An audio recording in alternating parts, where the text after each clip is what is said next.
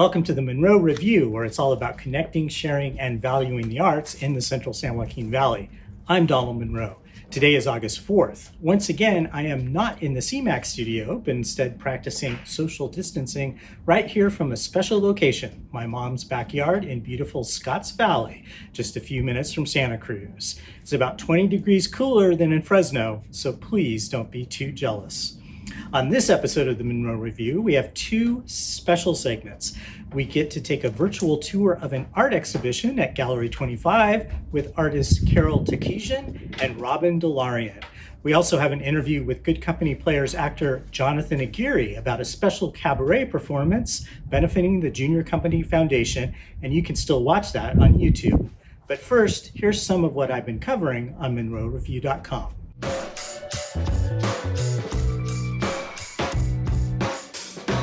It's been many months since I've gotten to sit in a performance space and watch an actual live performance. But a few weeks ago, I got to do just that. Children's Musical Theater Works figured out a way to do a scrupulously socially distanced performance of its summer theater program with masks and a very limited audience. In my write-up on MunroReview.com, I tell you about the thrill of getting to applaud in real time with other audience members. It was a touching moment. In other stories, Fresno's own Broadway star Audra McDonald gave a great online performance and interview with well-known host Seth Rudetsky, and I drank up every word and note. You can read my review on MunroReview.com. One of my best read pieces of the month was also the silliest. In my third installment of the Quarantine Chronicles, I landed an exclusive interview with none other than my hair, which, as you can see, is vigorously spilling out from the hat I'm wearing. I haven't had my hair cut since the pandemic began, and let's just say it's getting a little feisty in terms of its volume and its curls, which I inherited from my mom.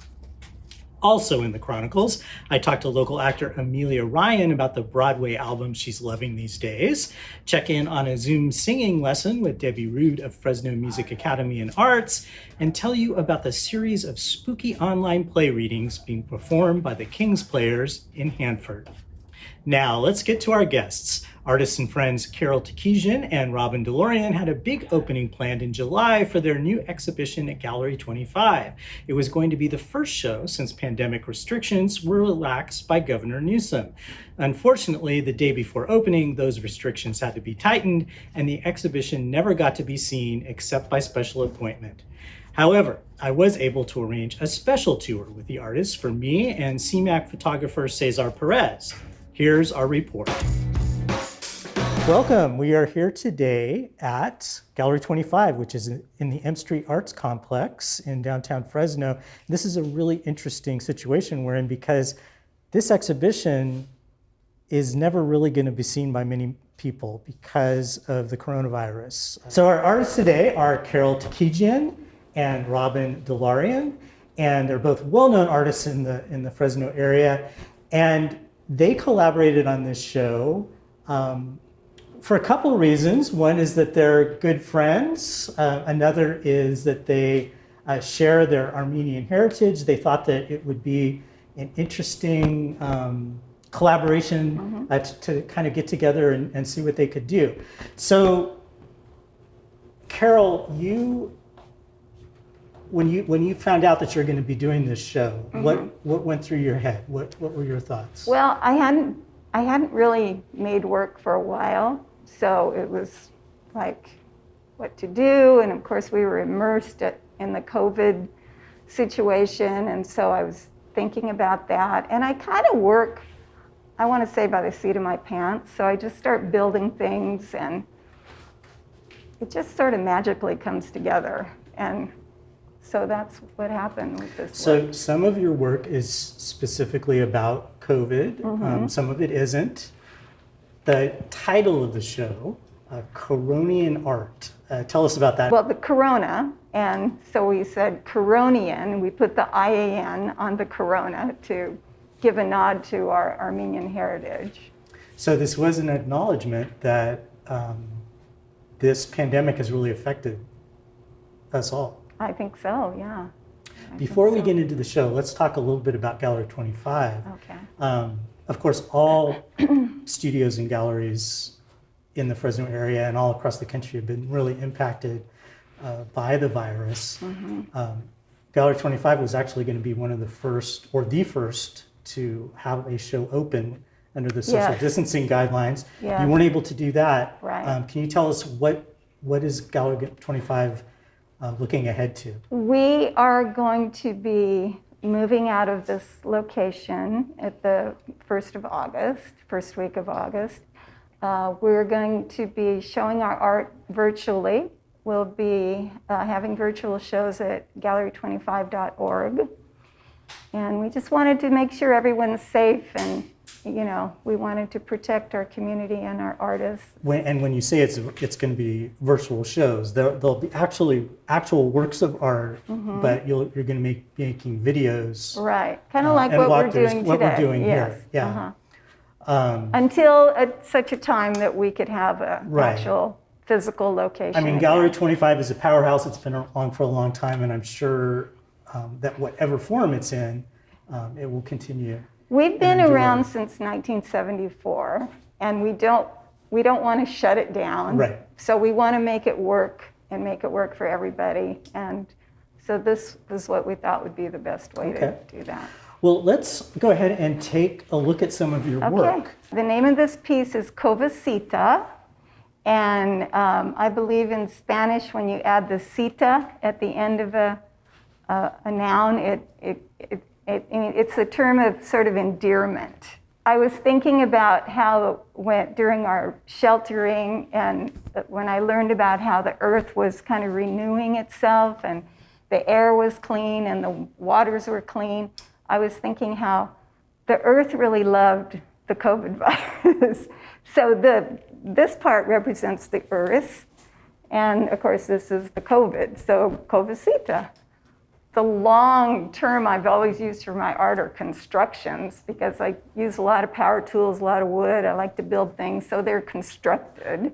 This was constructed out of wood and found objects, obviously, and it is in the genre of assemblage. And Tell us about the headpiece. well, that's a barbed wire, so it's a crown of thorns, which is a corona. Corona is a crown, and you may move it into kind of a religious icon. Did you do anything to the head besides? I painted the eyes. One eyeball is green, and one iris is green and one's brown, and of course I painted the lips and put a little color on her cheeks. Prettied her up a little bit. Yeah. Well, great. Well, let's move on to your next work.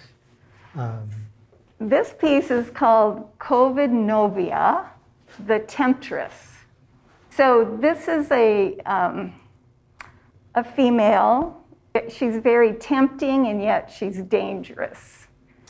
So she kind of has this mixture of emotions. And then if you would go around the back, there's a hand protruding out of the back with crossed fingers that might mean she's telling a lie. She's saying that she might be telling a lie. She's got secrets. So the sensual part of the piece is clear.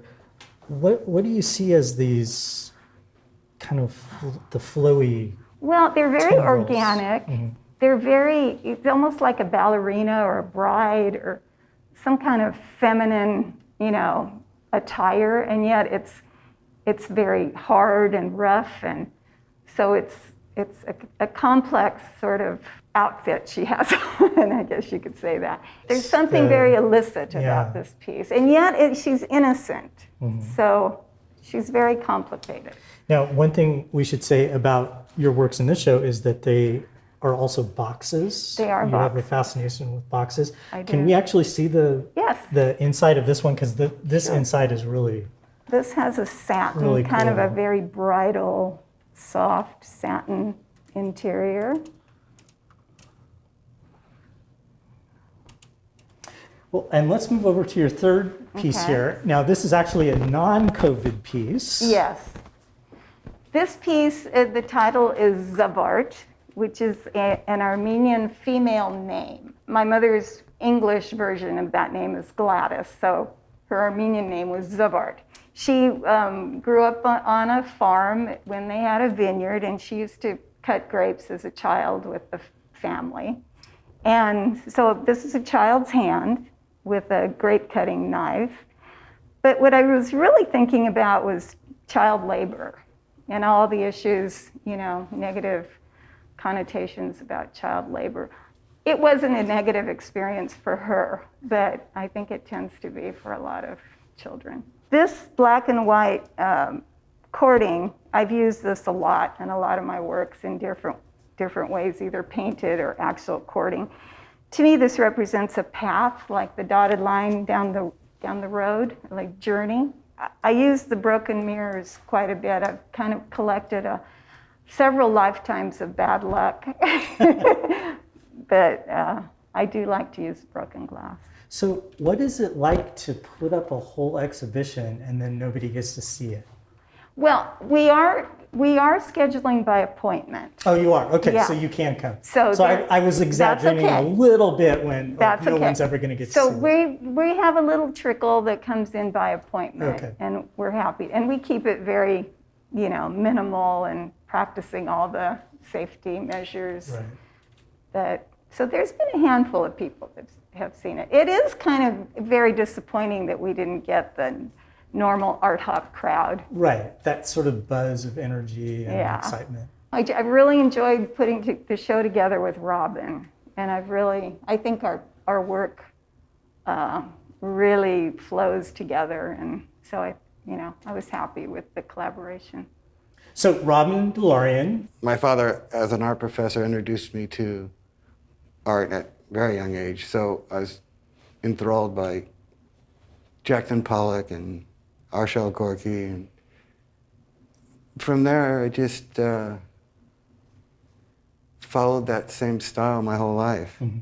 And then as an Armenian and a Christian, it's trying to make art that's relevant to who I am and what I believe, and the whole idea of this sort of Armenian orthodoxy style in combination of being a modernist artist.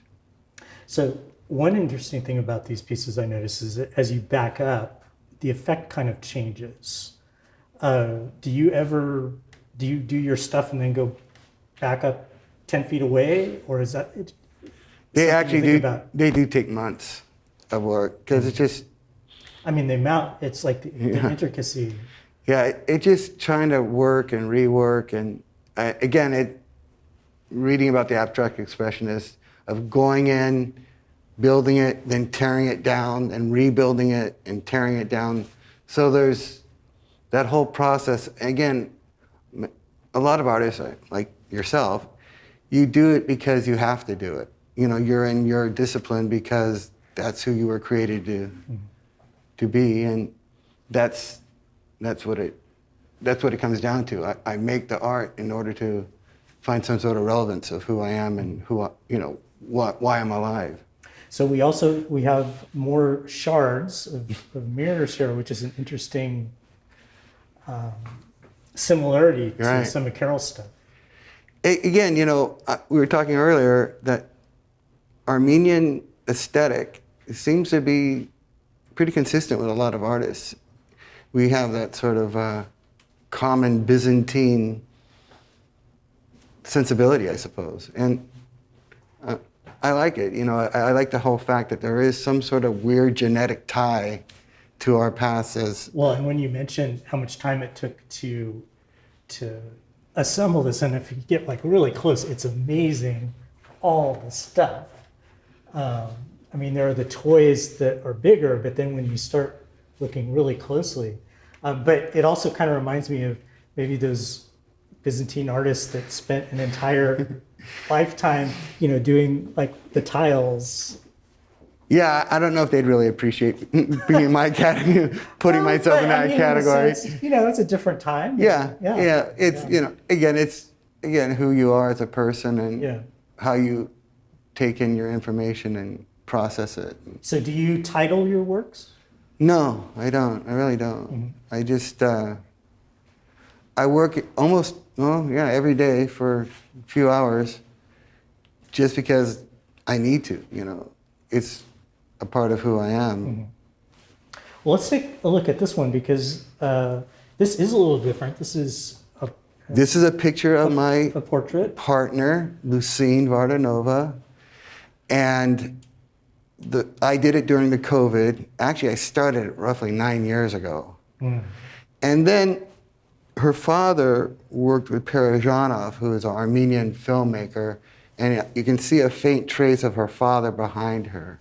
How I started it was pretty much in the style of these crosses, but then I started again, and the reason I wanted to talk about this was when you start painting a portrait, which I start in a traditional sense, and then all these ideas of all these people that are so great at portraits, it's like, why would I even attempt to paint like a Cézanne or a Matisse or, even something realistic?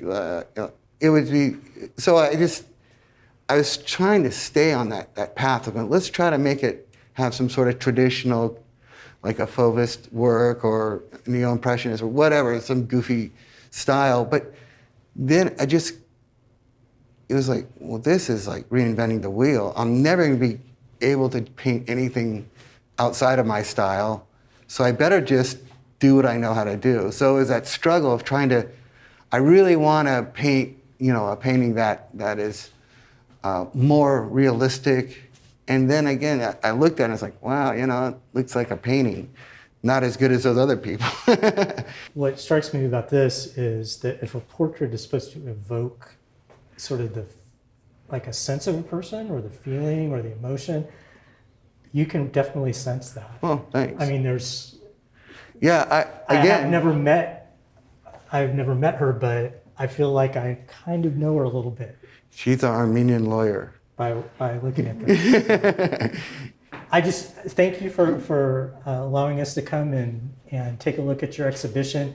I think we all have to just be more creative in terms of how we get the word out about the art that's going on. I mean, the art isn't going to stop.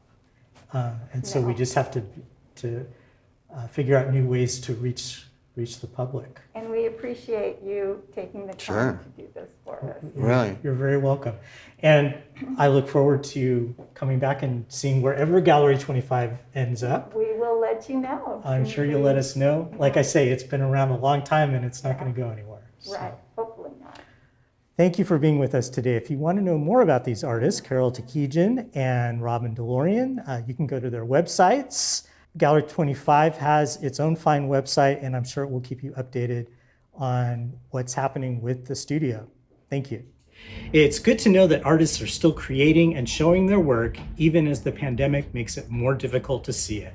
Gallery 25 has been a Fresno treasure for decades, and it's good to know it will persevere. For our second story, here's another group of artists who can't stop creating. The annual Junior Company Foundation Gala couldn't be held in person this year, of course, but the show must go on. I got a chance to interview a young actor whom I've watched grow up over the years, Jonathan Aguirre. He is a co-host of the new Junior Company Cabaret Friday Night Live. I talked to him before the premiere of the show, which includes current members of the company, along with alumni. Special guest is Miranda Ray Mayo, a proud Junior Company alum and star of NBC's Chicago Fire. Here's my interview with Jonathan. We're here today with Jonathan Aguirre, who is a standout young actor for Good Company Players over the years. Now, what's the mission of the juniors? So the Junior Company is a phenomenal program that Good Company Players puts on and is funded by the Junior Company Foundation. And basically they teach young actors, discipline, responsibility, the importance of knowing your stuff. Honestly, it's a great life skills class. It teaches you to always think ahead, plan ahead, work hard, do everything to perfection, and do it always to your best. And, it was amazing learning from Lori and Dan and all my other juniors directors. It was phenomenal lessons. I'll never forget the first day I was in juniors. I'm a very, very hyper young child. So it was very interesting. I had to learn discipline. I had to stand still, but I was also allowed to let my hyperactiveness out. Directors would love because I'm a handful, but I'm also I grow on people. Okay. So they have very high expectations. They hold you to very high professional standards. Yes, it's phenomenal. I've learned more at juniors than I've learned anywhere else. I went to JOROTC at my school, and they were like, all this and this, and I was like, I learned all that at juniors, sir. Usually, in normal times, at about this time during the summer, there would be a live cabaret performance. I've gone many times before. It's at Roger Rocca's. It's a fancy dinner. Of course, we can't do that this year. So tell us about your virtual cabaret this Friday. Yes, so it's a Frankenstein baby a little bit. So we were trying to decide what we were going to do because we couldn't do the gala, and we didn't want to leave the audience with nothing. And so we started thinking, and we came up with this virtual cabaret Friday Night Live. And so the basic idea is just to show that we're still here and that there's still creativity and still performing arts going around our community, and just to showcase these brilliant young actors and our special guests, and let us give back to the community a little bit. That's helped us so much. You're a host, and your co-host is yes, my co-host is Tony Fulmer. He was also a junior company member. Who's another well-known name who's graduated out of the juniors. What are you what's the structure of the show? Where are you and Tony going to be? So me and Tony are performing in host segments. So you'll see us at the beginning and the end, and a few little clips in the middle. We have some fun games and challenges for you to watch. One of the premiered or displayed challenge is the hot pepper challenge. So me and Tony put ourselves through a little bit of anguish just to bring a little bit of laughs. So then you're going to intersperse that with performances from current juniors. Is that the case? Yes, current and former. So anyone who was in the junior company and has since graduated, or is out with day-to-day life, they can come back and perform for us. Tell us about the alums that you have coming back and performing in the cabaret. So we have alums, Kimmy, we have Emily, and then we have Colby, and we also have a special guest, Miranda Mayo, who is also an alumni from the junior company, who's coming back and performing with us. And she's actually bringing a couple friends. And Miranda is a really big deal. We used to tell people about that, right? So she stars in a network TV series, Chicago Fire, and she's also a very accomplished singer and singer-songwriter. So do you know what she's doing for you? What can we look forward to? Yes, she is singing a song. It's a song from her childhood that she loved to sing.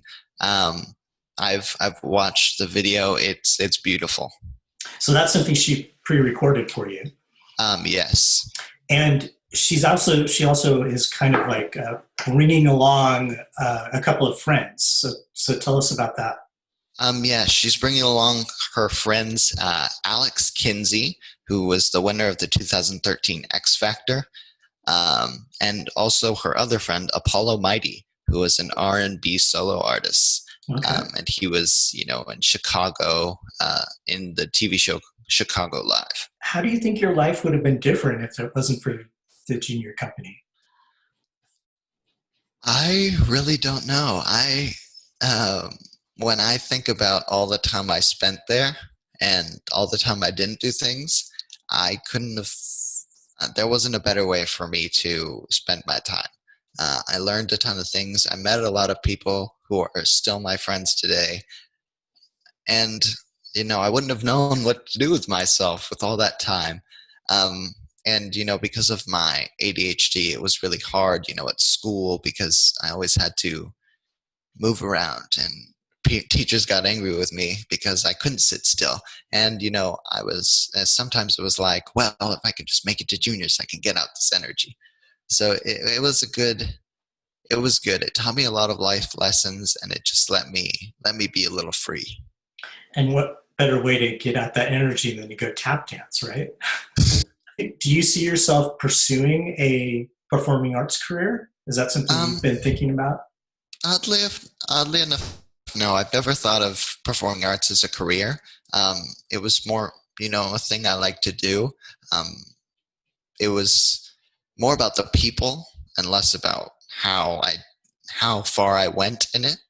I just enjoyed being around the people, acting and portraying a nice scene and story for people.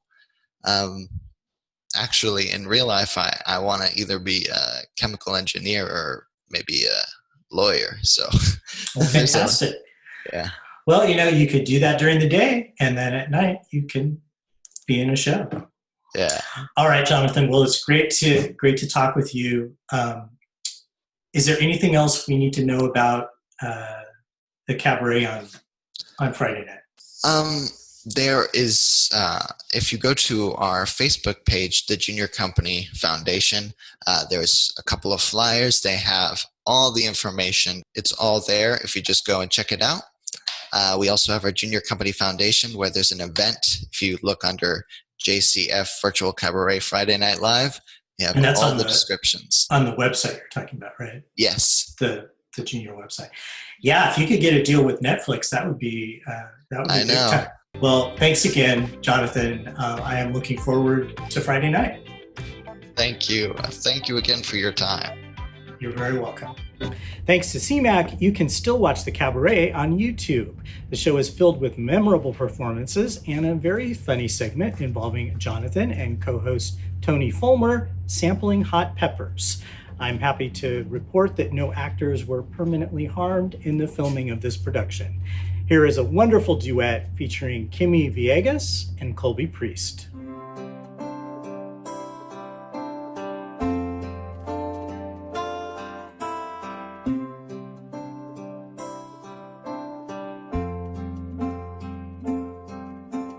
I don't know you, but I want you all the more for that. Words fall through me and always fool me, and I can't react.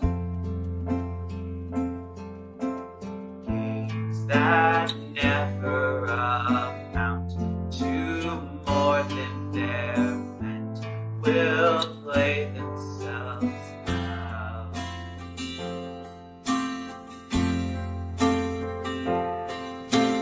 Take this sinking boat and point it home.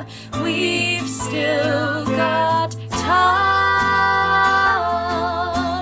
Raise your hopeful voice. You have a choice. You made it now.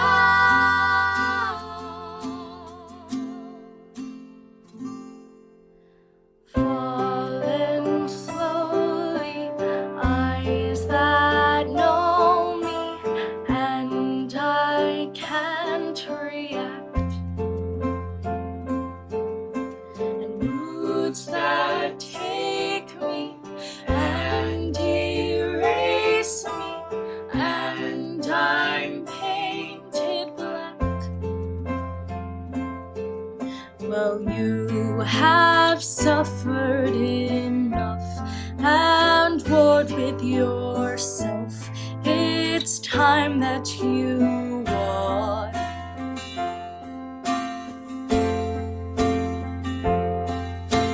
Take this sinking boat and